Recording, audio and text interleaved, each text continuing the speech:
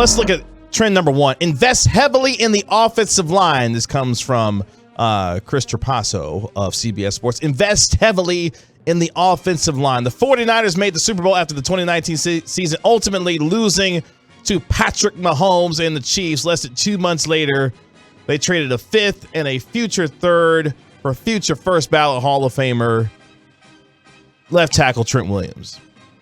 You saw what the Chiefs did after they lost in the Super Bowl to the Tampa Bay Buccaneers. Revamped the whole thing. And the whole offensive line. Bengals this year, what'd they do? Invest heavily in the offensive line. Now, a bunch of them dudes got hurt. Yeah, and it was bad early, but they really started to play very well towards the end of the year.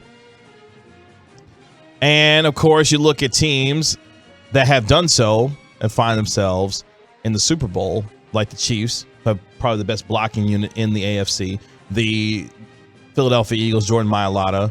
You've got Lane Johnson there, who's been there for a long time. But also Landon Dickerson, Cam Jurgens. 2 top offensive lines in the game. Yeah. Dallas Cowboys seem to be doing some of that, drafting Tyler Smith. They've got guys that they're developing Terrence Steele. Getting a really good year out of Tyler Biadasz. This next one's not necessarily going to apply to the Cowboys because they're not in a position to do this and won't be in a position to do it really anytime soon. Which is, quote, when in doubt, take flyers on quarterbacks. Oh, I think they're going to now. They've already said as much. Do you believe it when they say that? Oh, I think that they're going to draft. We'll see about that. I don't know if I necessarily believe them, to be honest with you. Because there's more. Look, the way that Jerry reacts right after a season is over is. I was listening to G-Bag yesterday. Brian Broaddus was saying this when it comes to when Jerry talks. Jerry doesn't lie. He's going to tell you, or he may give you an inclination based on what he says. Now, Steven may say something. These were his words. He may lie to you and smile, right? And I agree because, we talked a lot in the last offseason about why he was pissed and what he was doing to make some changes and why we don't see Lyle Collins here, why, some of the other players, Amari Cooper, that are no longer here. And right after the game, I listened to that audio when Bobby sent it over, probably not 5 minutes after the words had left Jerry's mouth when he finished.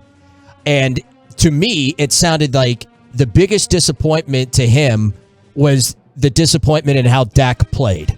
And he's going to give all the support because I think he still believes in him. I believe when he says that he believes it. But I think that there's some chinks in that armor, so to speak, right? Where he's like, yeah, I still believe in him. But, we'll take a look. But you're right, we'll see. The final one, though, I think is one that the Cowboys could actually adopt and should adopt. It's something we talked about a little bit earlier, but a little more fully fleshed out here. Be aggressive. Be aggressive. From the most ubiquitous cheer on the sidelines of high school games in America to the application in the NFL, this is somewhat of a combination of the above 2 points. But be aggressive.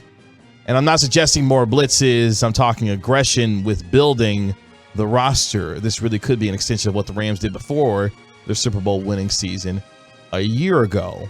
And obviously the biggest example in this case would be the Philadelphia Eagles, who before the Christian McCaffrey trade was made, the move of the offseason and of the entire season in my mind was A.J. Brown being acquired from Tennessee to Philadelphia. Now, once the San Francisco 49ers... I actually totally agree with that. I think a lot of people would talk about Tyreek Hill. And I would say I'd actually look at A.J. Brown more so. I'm with you there.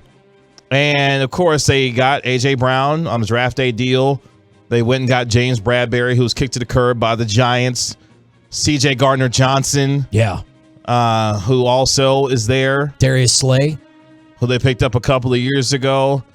This is a team that has been extremely aggressive, and that's not even mentioning the signings that they made. Okay, no, but here, let me check that real quick. Mm-hmm. You're going to tell me that the pickup of Bradbury and some of those other ones that you mentioned were quote-unquote aggressive, because I don't look at that as, too different from what the Cowboys did in going to get like Jaron Kearse or Malik Hooker or some of the other guys that they've gotten, over the last few years. They turned out to be better players, but yeah, and I think that's the big difference. I think what Philadelphia did is that we're going to go after some better players and still believe that we're plugging holes with those players. And with the C.J. Gardner-Johnson one, that one to me is the wildest one, because somehow they're able to acquire a first-round pick in that particular trade as well. So they got not only one, but 2 first-rounders going into, the 2023 NFL Draft. Oh, yeah, and by the way, thank you, 806, Hassan Reddick. Yeah, that's being signed, a guy who should get a lot more love for the Defensive Player of the Year and who wrecked the game against the San Francisco 49ers. Now, the Chiefs' aggressiveness can be looked at a little bit differently. We just mentioned Tyreek Hill, right?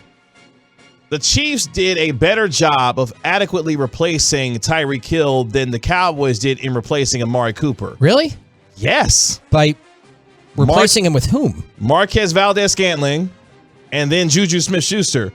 Whom paired with that quarterback, you did better than the Cowboys did in trying to replace Amari Cooper. I'm going to argue that. I think that you could get a lot of guys and pair them with Patrick Mahomes, and they're going to look pretty damn good. Well, my point is they did it. The Cowboys didn't do it. Because if they had done so, you would probably seen a little bit better play from the second wide receiver position. And what you got from Marquez Valdes-Scantling and Juju Smith-Schuster throughout the year. You know what's funny, too? Mm-hmm. Another CBSSports.com piece from our guy Joel Corey. One player each team should prioritize signing in free agency. And with the Cowboys, he's got Juju Smith-Schuster. Are you serious? Yeah. See, Patrick Mahomes rebuilding guys' value in the league. That's a very interesting take. I have to look at that. But Brett Veach, who is the GM for the Kansas City Chiefs, was able to find guys that they knew couldn't necessarily be as dynamic as Tyreek Hill, obviously, but production-wise and the way that Patrick Mahomes could play football would fit well into this offense, and they played very well this year. And yeah, again, another guy that they got, Kadarius Toney, for a bag of chips. Like, that's how good Brett Veach was in terms of some of the moves that he made. But that aggressive mentality while utilizing the resources that they had, that's why these two teams are where they are right now. Yeah, I don't know, man. I don't look at the Chiefs as being more aggressive than, say, the Cowboys. I really don't. I mean, I would have to say overall, considering what you had mentioned with A.J. Brown, that definitely Philadelphia was much more aggressive. That's for sure. But, and again, I think this goes to, it's really easy for us in our seats or for fans, wherever they may be, to look at this like, oh, you should go get this, you should go get that. When, one, it's a lot more difficult, and two, the example I made before on how you and I particularly were clamoring for Bobby Wagner and Von Miller in the offseason. They didn't get him, either of them, and I don't think that was a big problem. I don't think that if you got one or both of them, that turns them into a Super Bowl team. I mean, the Dallas Cowboys are where they are because their quarterback played like garbage in that game. I mean, let's call it what it is. You know? I mean, what area can you really blame for the Cowboys that didn't do enough to win? I think all of them did outside of QB1. I mean, in a lot of ways, not to obviously excuse the performance of Dak Prescott. I mean, he was literally throwing the two dudes for the rest of that game, for the entire game. CeeDee Lamb and Dalton Schultz, especially once Pollard went down. Yeah. The lack of weaponry that you had outside of CeeDee Lamb at times this year really reared its ugly head, and it did so in the worst way in the playoffs against San Francisco.